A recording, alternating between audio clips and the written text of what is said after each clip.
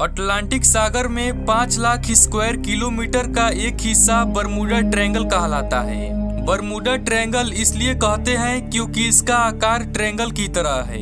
Bermuda triangle लगभग 5 lakh square kilometre में फैला हुआ है।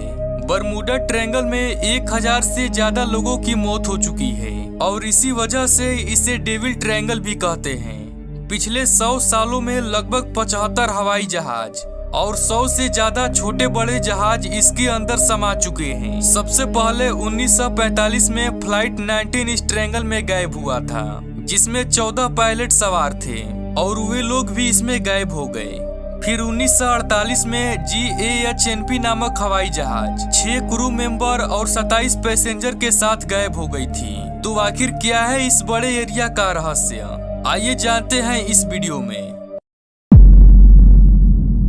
बरमूडा ट्रायंगल जो कि समुद्र का सबसे रहस्यमयी जगह माना जाता है। बीते सैकड़ों सालों में यहाँ हजारों लोगों की जान गई है और एक आंकड़े में यह तथ्य सामने आया है कि यहाँ हर साल औसतन 4 हवाई जहाज और 20 समुद्री जहाज रहस्यमयी तरीके से गायब होते हैं। संयुक्त राज्य अमेरिका के दक्षिण पूर्वी अटलांटिक महासागर के अक्षांश 25 डिग्री से 45 डिग्री उत्तर और देशांतर 55 से 85 डिग्री के बीच फैले 39 लाख वर्ग किलोमीटर के बीच यह फैली जगह, जो कि एक काल्पनिक त्रिकोण जैसी दिखती है, बरमूडा त्रिकोण अथवा बरमूडा त्रिभुज के नाम से जानी जाती है।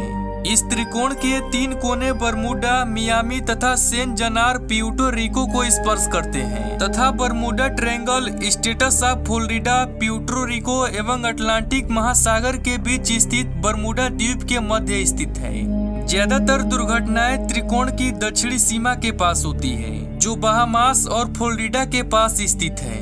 बरमूडा ट्रायंगल के बारे में एक खास बात यह भी है कि यह त्रिकोण निश्चित रूप से एक ही जगह स्थिर नहीं है, बल्कि इसका प्रभाव त्रिकोण क्षेत्र के बाहर भी महसूस किया जा सकता है। बरमूडा ट्रायंगल का इतिहास 500 साल से भी पुराना है, क्योंकि 1492 में बरमूडा ट्रायंगल के बारे में सबसे पहले सूचना देने वाले क्रिस्टोफर कोलंबस थे। कोलंबस ही वह पहले शख्स थे जिनका सामना बरमूडा ट्रायंगल से हुआ था।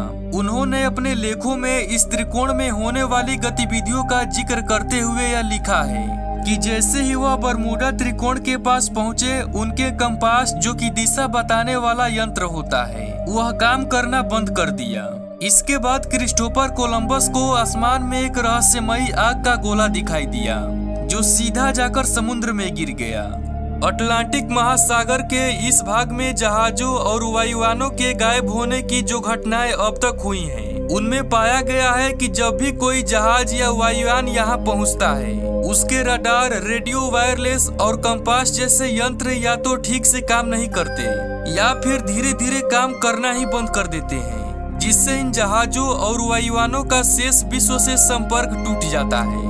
उनके अपने दिशा सूचक यंत्र भी खराब हो जाते हैं। इस प्रकार ये अपना मार्ग भटककर या तो किसी दुर्घटना का शिकार हो जाते हैं या फिर इस रहस्यमयी क्षेत्र में कहीं गुम होकर इसके रहस्य को और भी अधिक गहरा देते हैं। कुछ वैज्ञानिकों का मानना है कि इस क्षेत्र में फिजिक्स के कुछ नियम बदल जाते हैं, जिस कारण ऐसी दुर्घटनाएं होती हैं। कुछ लोग इसे किसी पैरानॉर्मल ताकत की करामत मानते रहे हैं, तो वही कुछ को यह असामान्य घटनाक्रम लगता है। इस पर कई किताबें और लेख लिखे जाने के साथ ही फिल्में भी बन चुकी हैं। तमाम तरह के शोध भी हुए, लेकिन तमाम शोध और जांच पड़ताल के बाद भी इस नतीजे पर नहीं पहुंचा जा सका है कि आखिर गायब हुए जहाजों का पता क्यों नहीं लग पाया।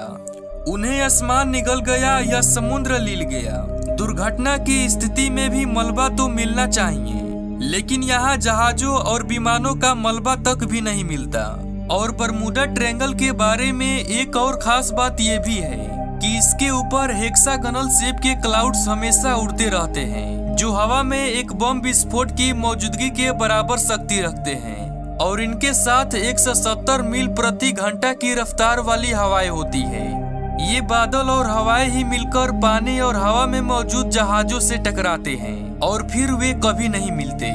5 लाख वर्ग किलोमीटर में फैला यह इलाका पिछले कई 100 सालों से बदनाम रहा है। वैज्ञानिकों के मुताबिक बेहद तेज रफ्तार से बहती हवाएं ही ऐसे बादलों को जन्म देती है। ये बादल देखने में भी बहुत अजीब तरह की होती है। और एक बादल का दायरा कम से कम 45 फीट तक होता है।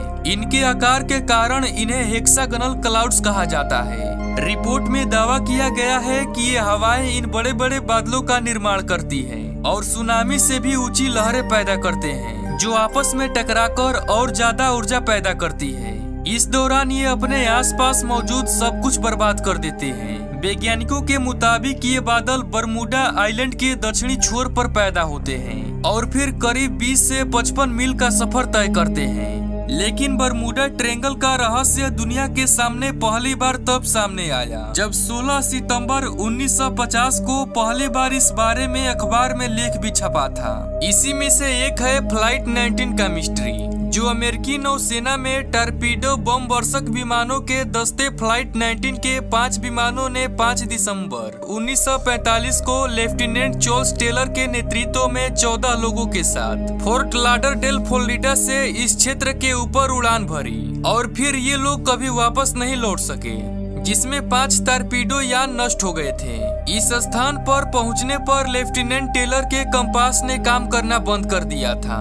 फ्लाइट 19 के रेडियो से जो अंतिम शब्द सुने गए थे वो आवाज थे, हमें नहीं पता हम कहाँ हैं, सब कुछ गलत हो गया है, पानी हरा है और कुछ भी सही होता नजर नहीं आ रहा है, समुद्र वैसा नहीं दिखता जैसा कि दिखना चाहिए, हम नहीं जानते कि पश्चिम किस दिशा में है, हमें कोई भी दिशा समझ में ही नहीं आ रही, हमें अपने अड्डे से 225 मील उत्तर पूर्व में होना चाहिए, लेकिन ऐसा लगता है कि और बस इसके बाद आवाज आनी बंद हो गई थी। अगर ये कहानी आपको डरावनी नहीं लगी तो आज अभी और सुनिए। बरमूडा त्रिकोण से जुड़ी सबसे अधिक रहस्यमयी घटना है, उसको मेरी सेलेस्ट नामक जहाज के साथ जोड़कर देखा जाता है। 5 नवंबर 1872 को यह जहाज न्यूयॉर्क से जिनोवा के लिए चला, लेकिन वहां कभी नहीं पहुंच पाया। बाद में ठीक 1 माह के उपरांत 5 दिसंबर 1872 को यह जहाज अटलांटिक महासागर में सही सलामत हालत में मिला, परंतु इस पर एक भी व्यक्ति नहीं था। अंदर खाने की मेज सजी हुई थी, किंतु खाने वाला कोई न था। इस पर सवार सभी व्यक्ति कहाँ चले गए, खाने की मेज किसने कब और क्यों लगाई, ये सभी सवाल आज तक एक अनसुलझी पहेली ही बने हुए हैं। यही नहीं, 1947 में सेना का C-45 सुपरफोर्ट जहाज बरमूडा त्रिकोण के ऊपर रहस्यमयी तरीके से गायब हो गया। 1948 में जहाज ट्यूडोर त्रिकोण में खो गया, इसका भी कुछ पता नहीं। 1950 में अमेरिकी जहाज SS सैंड्रा यहाँ से गुजरा, लेकिन कहाँ गया कुछ पता ही नहीं। 1952 में ब्रिटिश जहाज अटलांटिक में विलीन हो गया, 33 लोग मारे गए, किसी का 100 तक नहीं मिला। 1962 में अमेरिकी सेना का KB-50 टैंकर प्लेन बरमूडा त्रिकोण के ऊपर से गुजरते वक्त अचानक लापता हुआ। 1972 में जर्मनी का एक जहाज त्रिकोण में घुसते ही डूब गया। इस जहाज का भार 20,000 टन था। जानकारों की माने तो बरमूडा ट्रायंगल रहस्य नहीं बल्कि टाइम जोन का एक छोर है और यह धरती पर एक ब्लैक होल की तरह है। बरमूडा ट्रायंगल दूसरी दुनिया में जाने के लिए इस्तेमाल किया जाता है।